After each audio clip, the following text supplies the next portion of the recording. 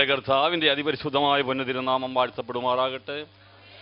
അനുഗ്രഹിക്കപ്പെട്ടതായ ഈ നല്ല പകൽവേളയിൽ ദൈവസന്നിധിയിലായിരിക്കാൻ സ്വർഗത്തിലെ വലിയവനായ കർത്താവ് നമ്മുടെ ജീവിതത്തിൽ നൽകിയ ഏറ്റവും വിലപ്പെട്ട ഈ സമയത്തിനായി ദൈവത്തെ നന്ദിയോടെ സ്തുതിക്കുകയാണ്. എല്ലാവരെയും ദൈവം ധാരാളമായി അനുഗ്രഹിക്കട്ടെ. നല്ല കർത്താവിൻ്റെ പരിശുദ്ധമായ പൊന്നുതിരുനാമത്തെ നമുക്ക് എത്രത്തോളം സ്തുതിച്ചാലും നമ്മുടെ ജീവിതത്തിൽ നമുക്ക് മതി വരികയില്ല. കാരണം കർത്താവ് നമ്മുടെ ജീവിതത്തിൽ ചെയ്യുന്ന ഓരോ കാര്യങ്ങൾ ഓർക്കുമ്പോൾ ദൈവത്തിന് എത്രത്തോളം നന്ദി കരയറ്റിയാലും അത് എൻ്റെ ജീവിതത്തിൽ അതെനിക്ക് മതി വരുന്നില്ല. എന്താണെന്ന് ചോദിച്ചാൽ ദൈവം എനിക്ക് ചെയ്യുന്ന എല്ലാ ഉപകാരങ്ങളെ ഓർക്കുമ്പോൾ അത്ര ശ്രേഷ്ഠകരമാണ്. നല്ല കർത്താവിൻ്റെ പരിശുദ്ധമായ പൊന്നുതിരുനാമത്തെ ഉയർത്തുവാനും കർത്താവിന് സാക്ഷിയായി ഭൂമുഖത്ത് നിൽക്കുവാനും നമ്മുടെ ജീവിതത്തിൽ ലഭിക്കുന്ന ഏറ്റവും നല്ല സമയത്തിന് ദൈവത്തെ നന്ദിയോടെ സ്തുതിക്കുകയാണ്. ആദ്യമേ നമ്മൾ മനസ്സിലാക്കേണ്ടതായ പ്രധാനപ്പെട്ട കാര്യം നമ്മുടെ കർത്താവിൻ്റെ മഹത്വം എത്ര വലുതാണ് എന്നൊന്ന് മനസ്സിലാക്കേണ്ട അത്യാവശ്യമായ കാര്യമാണ്. നമ്മളെല്ലാവരും കർത്താവേ കർത്താവേ എന്നൊക്കെ വിളിക്കുമ്പോൾ തന്നെ ആ കർത്താവിൻ്റെ ശ്രേഷ്ഠമേറിയതായ മഹത്വവും അങ്ങയുടെ വലിപ്പവും നാം ഒന്ന് വ്യക്തമായി മനസ്സിലാക്കുമ്പോഴാണ് നമ്മുടെ കർത്താവിനെ ഇത് അറിയുവാൻ സാധിക്കുന്നത്. വലിയവനായ കർത്താവിൻ്റെ കൃപയാൽ ഇന്നേക്ക് ഒരു 25 വർഷങ്ങൾക്ക് മുമ്പ് യാക്കോബായ സമുദായത്തിൽ നിന്ന് കർത്താവായ യേശു തമ്പുരാൻ എന്നെ വിളിച്ച് വേർതിരിച്ച് കർത്താവിൻ്റെ മുന്തിരിത്തോപ്പിലേക്ക് കൊണ്ടുവരുവാൻ ദൈവത്തിന് പ്രസാദം തോന്നി. അന്നു മുതൽ അത് ഇന്നലെ വരെ എൻ്റെ കർത്താവിൻ്റെ ജീവിതത്തിൽ വലിയ അത്ഭുതങ്ങളാണ് ചെയ്തുകൊണ്ടിരുന്നത്. ആയിരക്കണക്കിന് 10,000-കണക്കിന് ആൾക്കാരുടെ ശരീരത്തിൽ നിന്ന് ഭൂതങ്ങളെ പുറത്താക്കുവാനും അത് രോഗികളെ സൗഖ്യമാക്കുവാനും വലിയവനായിരിക്കുന്ന കർത്താവിൻ്റെ ജീവിതത്തിൽ അത് ഇന്നലെ വരെ ഭാഗ്യം നൽകി. അതിൻ്റെ മുഴുവൻ മഹത്വവും കർത്താവിന് അർപ്പിക്കുകയാണ്. കാരണം എനിക്കെൻ്റെ യേശുവിനെ നല്ലവണ്ണം അറിയാം. അവൻ്റെ ശക്തിയെക്കുറിച്ചും അവൻ്റെ വലിപ്പത്തെക്കുറിച്ച് നല്ലവണ്ണം എനിക്ക് വ്യക്തമായി ഒരു ബോധ്യമുണ്ട്. എന്താണെന്ന് ചോദിച്ചു കഴിഞ്ഞാൽ അതെൻ്റെ കർത്താവിൻ്റെ ജീവിതം ചെയ്തതായ വ്യക്തിപരമായ ഇടപെടൽ കൊണ്ടാണ്. ഞാൻ ആ ഭാഗം നിങ്ങളുടെ അല്പം വിവരിക്കാം. ചെറുപ്പം മുതൽ തന്നെ കർത്താവ് എന്നെ വളരെ സ്നേഹിച്ചിരുന്നത് കാണുവാൻ സാധിക്കും. എന്താണെന്ന് ചോദിച്ചു കഴിഞ്ഞാൽ കോട്ടയം ജില്ലയിലെ ഏറ്റവും വലിയ പള്ളിയാകുന്ന മണർകാട് സെൻറ് മേരീസ് പള്ളി 1439 എൻ്റെ പിതാക്കന്മാർ വെച്ച പള്ളിയാണ്. ഇന്നും ആ പള്ളിയിൽ തിരുമേനിയായിരിക്കുന്ന എൻ്റെ അപ്പാപ്പനാണ്. അങ്ങനെയുള്ള ഒരു വലിയ പൗരോഹിത്യ കുടുംബത്തിൽ ആയിരുന്ന സ്ഥാനത്ത് എൻ്റെ അമ്മയാണെങ്കിൽ ഏറ്റവും കൂടുതൽ ദൈവത്തെ സ്നേഹിക്കുകയും ദൈവത്തെ സേവിക്കുകയും ചെയ്യുന്ന കാര്യത്തിൽ വളരെ ശ്രേഷ്ഠകരമായ അവസ്ഥയിലായിരുന്നു. യാക്കോബായ സഭയുടെ നിയമമനുസരിച്ച് അങ്ങനെ തന്നെ മുൻപോട്ട് പോകുന്നതായ സമയത്ത് തമ്പുരാൻ്റെ കൃപയാൽ ദൈവം എന്നെ കാണുകയും എന്നെ വിളിച്ച് വേർതിരിക്കുകയും ചെയ്തു. എൻ്റെ ഓർമ്മ ശരിയാണ് എങ്കിൽ ഞാൻ 3ാം ക്ലാസ്സിൽ പഠിക്കുന്ന സമയം തൊട്ട് വേദപുസ്തകം വായന ആരംഭിച്ചു. അതും പ്രകാരം മുൻപോട്ട് നീങ്ങി വായിക്കുവാനും പഠിക്കുവാനും അതും പ്രകാരം ജീവിക്കുവാനും ഞാൻ ആഗ്രഹിച്ചു. വേദപുസ്തകം വായിക്കുക എന്നുള്ളതല്ല, വേദപുസ്തകം പഠിക്കുക എന്നുള്ളതല്ല, അതിനേക്കാൾ ഉപരിയായി തിരുവചനത്തിൽ എന്താണോ രേഖപ്പെടുത്തിയിരിക്കുന്നു അതനുസരിച്ച് ജീവിക്കുക എന്നുള്ളതായിരുന്നു നമ്മുടെ ജീവിതത്തിലെ ഏറ്റവും വലിയ ആവശ്യം. പല ആൾക്കാരും ബൈബിൾ വായിക്കാറുണ്ട്, ബൈബിൾ പഠിക്കാറുണ്ട്. എന്നാൽ വായിക്കുകയും പഠിക്കുകയും ചെയ്യുന്നതല്ല ആവശ്യം. വായിക്കുന്നതായ വിഷയങ്ങൾ നമ്മുടെ ജീവിതത്തിൽ അത് കൊണ്ടുവരിക, നടപ്പാക്കുക എന്നുള്ളതാണ് ഏറ്റവും അത്യാവശ്യമായിരിക്കുന്ന കാര്യം. അങ്ങനെ ഞാൻ വളരെ ശ്രദ്ധിച്ചു. എനിക്ക് എൻ്റെ തൊഴിൽ ബിസിനസ്സായിരുന്നു. ഈ മേഖലയിൽ തന്നെ ഞാൻ സാധനങ്ങൾ തൂക്കുകയും അളക്കുകയും ഒക്കെ ചെയ്യുന്ന സമയത്തും അത് വലിയ തൂക്കത്തിൽ കുറവ് വരാതിരിക്കുവാൻ, അളവിൽ കുറവ് വരാതിരിക്കാൻ വളരെ ശ്രദ്ധിച്ചിരുന്നു. അതുമാത്രമല്ല കർത്താവിനെ എനിക്ക് വലിയ ഭയമാണ്. അന്നും ഇന്നും യേശുവിനെ എനിക്ക് ഭയമാണ്. കാരണം യേശുവെ എന്നൊന്ന് വിളിക്കുവാൻ അവൻ്റെ ആ വലിപ്പം അനുസരിച്ച് നോക്കുമ്പോൾ എനിക്ക് ഭയമുണ്ട്. ഞാൻ പിന്നാലെ കൊണ്ടുവരാം. കാരണം കളിതമാശയിൽ ഉപയോഗിക്കാവുന്ന ഒരു ശബ്ദമല്ല യേശു എന്ന ശബ്ദം എന്നെനിക്ക് നല്ലവണ്ണം എനിക്കറിയാം. അവൻ്റെ വലിപ്പം, അവൻ്റെ മഹത്വം അത്ര വലുതായതുകൊണ്ടാണ് അങ്ങനെ പറയുവാൻ കാരണം. എന്നാൽ ഞാൻ വീണ്ടും ബിസിനസ്സുമായി മുൻപോട്ട് നീങ്ങുന്ന സമയത്ത് കർത്താവിന് വലിയ സ്നേഹമുണ്ട്, കർത്താവിൻ്റെ പ്രമാണ ജീവിതം ആഗ്രഹമുണ്ടെങ്കിൽ എൻ്റെ പാരമ്പര്യം എന്നെ വിടാതെ പിടിച്ചു നിർത്തുന്ന അവസ്ഥയായിരുന്നു. എന്നാൽ കർത്താവിൻ്റെ കൃപയാൽ എൻ്റെ 33ാമത്തെ വയസ്സിൽ കർത്താവ് നേരിട്ട് എൻ്റെ അടുക്കൽ വന്ന് എന്നോട് പറഞ്ഞു വരിക എന്നാവശ്യപ്പെട്ടു. അങ്ങനെ ഞാൻ കർത്താവായ യേശുവിൻ്റെ ഹിതപ്രകാരം വിളി അനുസരിച്ചിറങ്ങി. സ്നാനമേറ്റ് ഏതാണ്ട് ഒരാഴ്ച കഴിഞ്ഞപ്പോൾ ദൈവത്തിൻ്റെ പരിശുദ്ധാത്മാവിൻ്റെ ശക്തിയാൽ എനിക്ക് അഭിഷേകം പ്രാപിക്കുവാൻ സാധിച്ചു. ഞാൻ ആണയിട്ട് സത്യം ചെയ്ത് പറയട്ടെ, ദൈവത്തിൻ്റെ പരിശുദ്ധാത്മാവ് പ്രാവ് പോലെ അത് പറന്നു വന്ന് എൻ്റെ കൈക്കകത്ത് ഇറങ്ങി. ഇത് സത്യം. അങ്ങനെ പിറ്റേ ദിവസം ഞാൻ ഇങ്ങനെ ശുശ്രൂഷയ്ക്ക് വേണ്ടി ഇറങ്ങി. എവിടെയെങ്കിലും ചെന്ന് യേശുവിനെ കുറിച്ചൊന്ന് പറയുമ്പോൾ തന്നെ പെട്ടെന്ന് ഭൂതമിളകുക, അലറി വീണ് ബഹളം വെച്ച് പോകുന്നതാണ് കണ്ടുകൊണ്ടിരിക്കുന്നത്. അങ്ങനെയുള്ള സാഹചര്യമായി കഴിഞ്ഞപ്പോൾ അത് ഇന്നലെ വരെ ചെയ്യുവാൻ ദൈവം ഭാഗ്യം നൽകി. 26ാമത്തെ വർഷമാണ്. അപ്പോൾ കർത്താവിൻ്റെ കൃപയാൽ ദൈവം തമ്പുരാൻ വിളിച്ച് വേർതിരിച്ച് കർത്താവ് ശ്രേഷ്ഠകരമായ രീതിയിൽ മാനിച്ചു. ദൈവം തമ്പുരാൻ ശുശ്രൂഷ നൽകി. എനിക്ക് പറയുവാൻ സാധിക്കുന്നത്, ആരുടെയും വിദ്യാഭ്യാസം ദൈവം ചോദിക്കുന്നില്ല, ആരുടെയും പാരമ്പര്യം ദൈവം ചോദിക്കുന്നില്ല. ദൈവം ഒന്ന് മാത്രമേ ചോദിക്കുന്നുള്ളൂ, ദൈവം തമ്പുരാൻ്റെ കൈക്കകത്ത് നീ ഒതുങ്ങുന്ന വ്യക്തിയാണോ? അതാണ് ദൈവം ചോദിക്കുന്നത്. വലിയവനായിരുന്നു ദൈവത്തിൻ്റെ കൈക്കകത്ത് നീ ഒതുങ്ങുന്ന ഒരു വ്യക്തിയാണെന്ന് ദൈവത്തിന് ബോധ്യമായി കഴിഞ്ഞാൽ നിന്നെ ഉപയോഗിക്കും, യാതൊരു സംശയവുമില്ല എന്ന് എനിക്ക് കാര്യം തർപ്പിച്ച് പറയുവാൻ സാധിക്കും. അങ്ങനെ എൻ്റെ ദൈവം തമ്പുരാൻ എന്നെ വിളിച്ച് വേർതിരിച്ചു. അതോടുകൂടി എൻ്റെ വീട്ടിലുള്ള എല്ലാവരും അത് രക്ഷിക്കപ്പെട്ടു, സ്നാനപ്പെട്ടു. ഇന്ന് എൻ്റെ വീട്ടിൽ 9 പാസ്റ്റർമാരുണ്ട്. പ്രീസലോ. എൻ്റെ അനുജന്മാരെല്ലാവരും പാസ്റ്റർമാരാണ്, ഞങ്ങളുടെ മക്കളെല്ലാവരും പാസ്റ്റർമാരാണ്. എല്ലാവരും കർത്താവിൻ്റെ മുന്തിരിത്തോപ്പിൽ കർത്താവിൻ്റെ വേല ചെയ്തുകൊണ്ടിരിക്കുന്നു. ഒന്നുകൂടി എനിക്ക് പറയുവാനുണ്ട്. ഈ വേദപുസ്തകവുമായി ഞങ്ങൾ ഇറങ്ങിയിരിക്കുന്നതിൻ്റെ പ്രധാനപ്പെട്ടൊരു കാര്യം, ഈ പുസ്തകം വിറ്റ് തിന്നുവാൻ ഞങ്ങൾ തയ്യാറാകത്തില്ല. പ്രീസലോ. കാരണം ഞങ്ങളുടെ കർത്താവിനെ വിറ്റ് ഒരു പൈസ ഉണ്ടാക്കുവാൻ വേണ്ടി ഞങ്ങൾ ആഗ്രഹിക്കുന്നില്ല. കാരണം പൈസയല്ല വലുത്, പണമല്ല വലുത്, പ്രമാണമാണ് വലുത്. പണമല്ല വലുത്, പ്രാണനാണ് വലുത് എന്ന് വ്യക്തമായി മനസ്സിലാക്കിക്കൊണ്ടാണ് നാം ദൈവസന്നിധിയിലായിരിക്കുന്നത്. ഞാനിങ്ങോട്ട് പോന്നപ്പോൾ ചിന്തിച്ചൊരു കാര്യമുണ്ട്. ചില മാങ്ങ പറിക്കാൻ വേണ്ടി എല്ലാം കൊഴിയൊക്കെ വെട്ടി, അല്ല കമ്പൊക്കെ വെട്ടി എറിഞ്ഞാൽ അത് മാങ്ങ താഴെ വീഴും. ഇതുപോലെ സുവിശേഷം കൊണ്ട് എറിഞ്ഞാൽ ഇഷ്ടം പോലെ പണം ഉണ്ടാവും. എന്നാൽ ഒരു കാര്യം ഞാൻ പറയാം, ഇത് പണം സമ്പാദിക്കുവാനുള്ള ഒരു മാർഗമല്ല. ഇതെനിക്ക് ആദ്യം കൊണ്ട് പറഞ്ഞു, ഇത് പണം സമ്പാദിക്കാനുള്ളൊരു മാർഗമല്ല.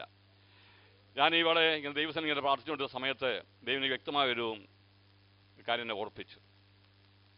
ദൈവിക വ്യവസ്ഥ തെറ്റിച്ച്, ദൈവിക പ്രമാണം തെറ്റിച്ച് ഇഷ്ടം പോലെ പണമുണ്ടാക്കി വലിയ എസ്റ്റേറ്റുകളൊക്കെ സമ്പാദിച്ചു, വലിയ കെട്ടിടങ്ങളൊക്കെ പണിതതിന് ശേഷം ആ കെട്ടിടത്തിൻ്റെ മുകളിൽ ബെതേൽ ഹൗസ് എന്നെഴുതാം, അല്ലെങ്കിൽ ഗെത്സമൻ തോട്ടം എന്നെഴുതാം. നമുക്ക് എഴുതി വെക്കുകയൊക്കെ ചെയ്യാം. എന്നാൽ അതിൻ്റെ മുകളിൽ ദൈവം തമ്പുരാൻ ഒരു ബോർഡ് എഴുതി വെക്കുന്നുണ്ട്. അതാണ് ഏറ്റവും വലുത്. അതിങ്ങനെയാകും, അക്കൽദാമ എന്നായിത്തീരും. കാരണം ദൈവഹിതമില്ലാതെ ഏതെങ്കിലും ലൈനിൽ നന്മയുണ്ടാക്കിയതിന് ശേഷം ബെതേൽ ഹൗസ് എന്ന് എഴുതി വെച്ചാൽ അതിൻ്റെ മുകളിൽ ദൈവം തമ്പുരാൻ്റെ കരങ്ങൾ കൊണ്ട് അക്കൽദാമ എന്നാണ് എഴുതുന്നതെങ്കിൽ അത് യേശുവിനെ വിറ്റ കാശ് കൊണ്ട് വാങ്ങിച്ച രക്തനിലം എന്ന ആ സംഭവമാണ് നടക്കുന്നത് എങ്കിൽ എന്തുകൊണ്ടാണ് പ്രയോജനം? യൂദായ്ക്ക് സംഭവിച്ചതുപോലെയല്ലേ സംഭവിക്കുന്നത്. അതുകൊണ്ട് പ്രിയ കഴിഞ്ഞാൽ ഒരിക്കലും യേശു തമ്പുരാൻ ഇങ്ങനെ പറഞ്ഞു, ഞാൻ ആരാകുന്നു എന്ന് എൻ്റെ പിതാവിനല്ലാതെ മറ്റാർക്കും അറിയില്ല. അപ്പോൾ യേശു ആരാണ് എന്ന് പിതാവാൻ ദൈവത്തിന് മാത്രമേ അറിയത്തുള്ളൂ. ഇനി പിതാവ് ആരാകുന്നു എന്ന് പുത്രനായ യേശു വെളിപ്പെടുത്തി കൊടുക്കുന്നവർ മാത്രമേ മനസ്സിലാകത്തുള്ളൂ. അങ്ങനെയെങ്കിൽ യേശുവിനെ കുറിച്ച് വ്യക്തമായി അറിയണമെങ്കിൽ യേശു പറഞ്ഞു, എൻ്റെ ആത്മാവ് നിങ്ങളുടെ മേൽ വരുമ്പോൾ അവൻ എന്നെക്കുറിച്ച് നിങ്ങൾക്ക് വ്യക്തമായി അറിയാൻ സാക്ഷ്യം പറയും. ദൈവത്തിൻ്റെ പരിശുദ്ധാത്മാവ് വ്യക്തമായി ഒരു വ്യക്തിയിൽ വ്യാപരിച്ചു കഴിയുമ്പോഴാണ് ആ വ്യക്തിക്ക് യേശുവിനെ കുറിച്ച് നല്ലോണം മനസ്സിലാക്കുവാൻ സാധിക്കുന്നത്. ആദിയിൽ വചനമുണ്ടായിരുന്നു, വചനം ദൈവത്തോടു കൂടെ ആയിരുന്നു, വചനം ദൈവമായിരുന്നു. ആ വചനം സത്യവും കൃപയും നിറഞ്ഞവനായി ഭൂമിയിലേക്ക് വന്നു. അത് ജഡമെടുത്തു, മനുഷ്യനായി നമ്മുടെ ഭൂമിയിൽ 33 വർഷക്കാലം പാർത്ത അത്ഭുതങ്ങളാലും അടയാളങ്ങളാലും വീര്യപ്രവൃത്തികളാലും താൻ തന്നെ സാക്ഷാൽ ദൈവത്തിൻ്റെ പുത്രനെന്ന് വെളിപ്പെടുത്തിക്കൊണ്ട് നമ്മളിൽ ജീവിച്ച കാലം നമുക്ക് നല്ലോണം ഓർമ്മയുണ്ട്. അതുമാത്രമല്ല, അവൻ മരിച്ചു, അവൻ അടക്കപ്പെട്ടു, അവൻ ഉയർത്തെഴുന്നേറ്റു. തൻ്റെ സഹശിഷ്യന്മാർക്ക് അവൻ വെളിപ്പെട്ടതിന് ശേഷം പറഞ്ഞു, ഞാൻ നിങ്ങൾക്ക് വേണ്ടി ഭവനം ഒരുക്കാൻ പോവുകയാണ്. ഞാൻ ഭവനം ഒരുക്കിയതിന് ശേഷം ഞാൻ ഇരിക്കുന്നിടത്ത് നിങ്ങളും ഇരിക്കേണ്ടതിന് ഞാൻ വന്ന് നിങ്ങളെ കൂട്ടിക്കൊണ്ട് പൊയ്ക്കോളാമെന്ന് വ്യക്തമായി ഉടമ്പടി ചെയ്തു പോയ ഒരു കർത്താവുണ്ടെങ്കിൽ അതെൻ്റെ യേശു അല്ലാതെ മറ്റാരുമില്ല എന്ന് പറയുവാൻ സാധിക്കും. എൻ്റെ യേശുവിനും മാത്രമേ ആ ഒരു കാര്യം പറയുവാൻ സാധിച്ചിട്ടുള്ളൂ. കാരണം അവന് വ്യക്തമായ കാര്യങ്ങളെക്കുറിച്ച് അറിവുണ്ടായിരുന്നു. ഇനി യേശുവിൻ്റെ വചനത്തിന് വലിയ ശക്തിയാണ്, യേശുവിൻ്റെ വചനത്തിന് വലിയ ആഴമാണ്. യേശു ഒരു കാര്യം പറഞ്ഞു കഴിഞ്ഞാൽ അത് എങ്ങനെയാണ് നിവൃത്തീകരിക്കപ്പെടുന്നതെന്ന് കാണുവാൻ സാധിക്കും. അതുകൊണ്ടാണ് സംഗീത പുസ്തകം വായിക്കുമ്പോൾ ഇങ്ങനെ കാണുവാൻ സാധിക്കും, യഹോവയുടെ ശബ്ദം മഹിമയോടെ മുഴങ്ങുന്നു, യഹോവയുടെ ശബ്ദം ശക്തിയോടെ മുഴങ്ങുന്നു എന്ന് പറയും. ആ ശബ്ദത്തിൻ്റെ മുഴക്കം, അതിൻ്റെ വ്യാപ്തി ഞാൻ നിങ്ങളുടെ മുമ്പിൽ ഒന്ന് കൊണ്ടുവരുവാൻ കർത്താവ് ശരണപ്പെടുകയാണ്. യഹോവയുടെ ശബ്ദം ശക്തിയോടെ മുഴങ്ങുന്നു. ആദിയിൽ ദൈവം ആകാശവും ഭൂമിയും സൃഷ്ടിച്ചു. ഭൂമി പാഴും ശൂന്യമായി തീർന്നു. ആഴത്തിന്മീതെ ഇരുളുണ്ടായിരുന്നു. ദൈവത്തിൻ്റെ ആത്മാവ് വെള്ളത്തിന്മീതെ പരിവർത്തിച്ചുകൊണ്ടിരുന്നു. വെളിച്ചമുണ്ടാകട്ടെ എന്ന് ദൈവം കൽപ്പിച്ചു. വെളിച്ചമുണ്ടാകട്ടെ എന്ന് ദൈവം കൽപ്പിച്ചു. ദൈവത്തിൻ്റെ ആദ്യത്തെ ശബ്ദമാണ് വെളിച്ചമുണ്ടാകട്ടെ എന്നുള്ളത്. നമ്മുടെ ജീവിതത്തിൽ എപ്പോഴും നമ്മൾ പറയാറുണ്ട്, എൻ്റെ തലയ്ക്കൊരു വെളിച്ചം വീണാൽ മതി. പല ആൾക്കാരും പറഞ്ഞത്, തലയ്ക്കൊരു വെളിച്ചം കിട്ടണം, എൻ്റെ വീട്ടിലൊരു വെളിച്ചം ഉണ്ടാകണം. അതെ, അങ്ങനെയെങ്കിൽ ദൈവം ഏറ്റവും കൂടുതൽ ആഗ്രഹിക്കുന്നത് ഓരോ വ്യക്തികൾക്കും വെളിച്ചമുണ്ടാകണം, ഓരോ കുടുംബങ്ങളിലും വെളിച്ചമുണ്ടാകണം, ഓരോ ദേശത്തും വെളിച്ചമുണ്ടാകണം. സെബുലൂൻ ദേശം, നഫ്താലി ദേശം ഇങ്ങനെയുള്ള ഇരുട്ടുള്ളതായ സ്ഥലം ഒരു വലിയ പ്രകാശം കണ്ടു. അപ്പോൾ ഈ വെളിച്ചമുണ്ടാകട്ടെ എന്ന് പറയുവാനുള്ള കാരണം എന്താണ്? അവിടെ വ്യക്തമായ ഒരു കാര്യം രേഖപ്പെടുത്തിയിട്ടുണ്ട്. അവിടെ ഇരുട്ടിനെ പറഞ്ഞേച്ചാണ് ദൈവം വെളിച്ചത്തെക്കുറിച്ച് പറഞ്ഞത്. എന്താണ്? ആഴത്തിന്മീതെ ഇരുളുണ്ടായിരുന്നു. അപ്പോൾ ആ ഇരുള് അവിടെ കിടക്കുന്നിടത്തോളം കാലം ഇരുളിനൊരു സംഹാരകൻ ഉണ്ടായേ പറ്റൂ. ഇരുളിനൊരു സംഹാരകൻ ഉണ്ടെങ്കിൽ അത് വെളിച്ചമാണ്. ഏതാണ് ഇരുള് എന്ന് നമുക്ക് കാണുവാൻ സാധിക്കും. നമുക്ക് ഇങ്ങനെ കാണാൻ സാധിക്കും, മനുഷ്യനെ സൃഷ്ടിക്കുന്നതിന് മുമ്പ്, കോടാനുകോടി വർഷങ്ങൾക്ക് മുമ്പ്, വലിയവനായും ദൈവത്തെ ആരാധിക്കുവാൻ വേണ്ടി സ്വർഗത്തിലെ ദൈവം തമ്പുരാൻ നവരത്നങ്ങളാൽ നിർമ്മിക്കപ്പെട്ട ഒരു ദൂതനായിരുന്നു ലൂസിഫർ. ആ ദൂതൻ ദൈവസന്നിധിയിൽ ദൈവത്തെ ആരാധിച്ച് ദൈവത്തെ മറച്ച് നിൽക്കുന്ന ഒരു ദൂതനായിരുന്നു എന്ന് നമുക്ക് കാണുവാൻ സാധിക്കും.